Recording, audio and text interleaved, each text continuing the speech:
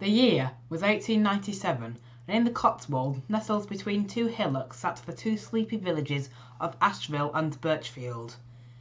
Nothing much happened there apart from a village fete every year on the 14th of May.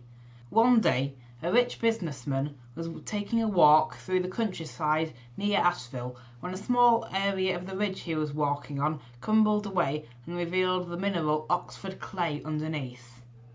Being a wealthy individual, the businessman, who went by the name of Andrew Adams, quickly invested in the quarrying of this material, and within 6 months a basic quarrying operation had started, busting way to the small cliff face.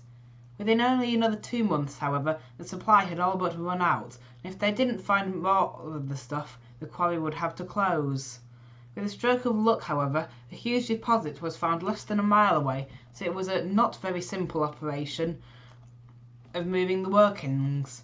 1 month later, the quarry was back to work. However, the output of clay was so great that the horses pulling the cart fell ill. Taking this as a sign from God, Andrew invested more than £7,000, £60,000 in today's money, in building an 8.5-mile railway line from the quarry pits to the Great Western Cheltenham to Banbury main line.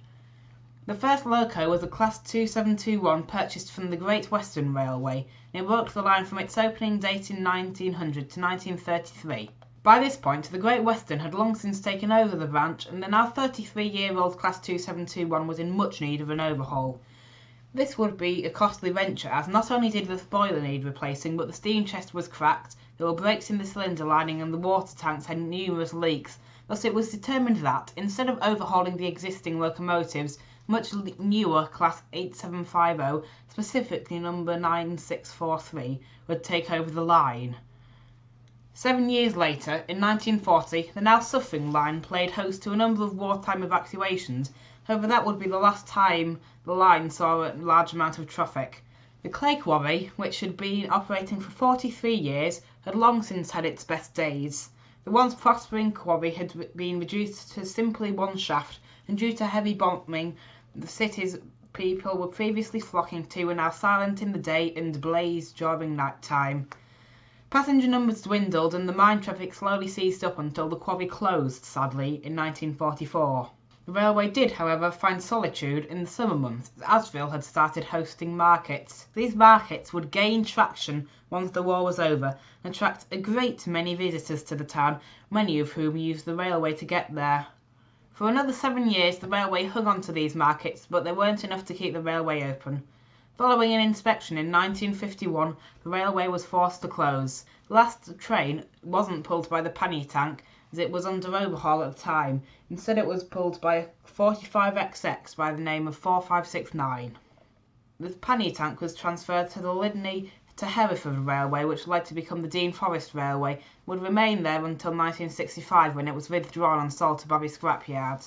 Back to the Birchfield Light, the railway lay dormant until 1987 when a group of college students who were also railway enthusiasts purchased the Class 06 from British Railways.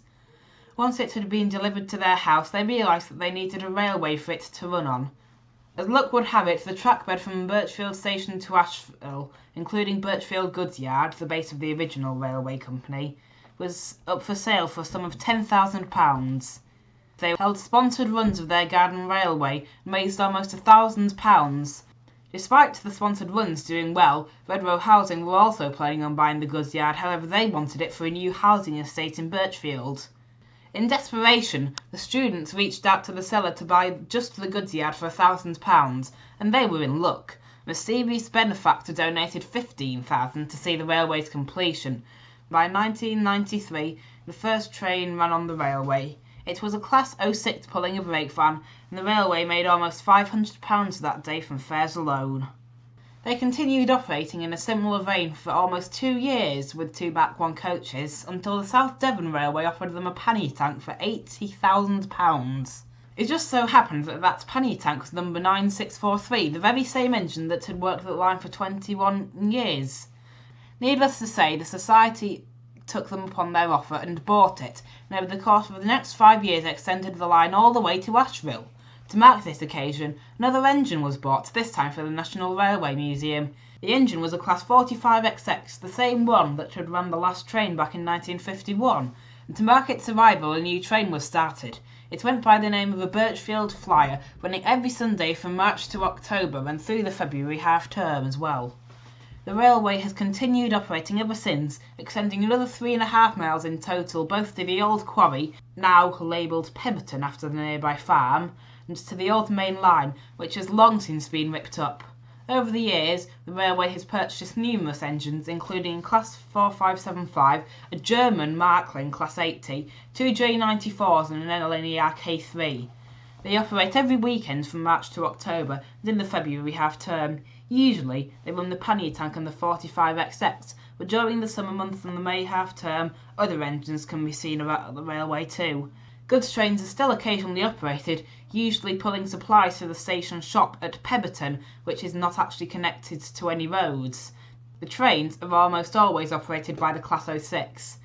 Future plans of the railway are to extend along the defunct main line to Norton and maybe, in the far, far future, Bourton on the Water.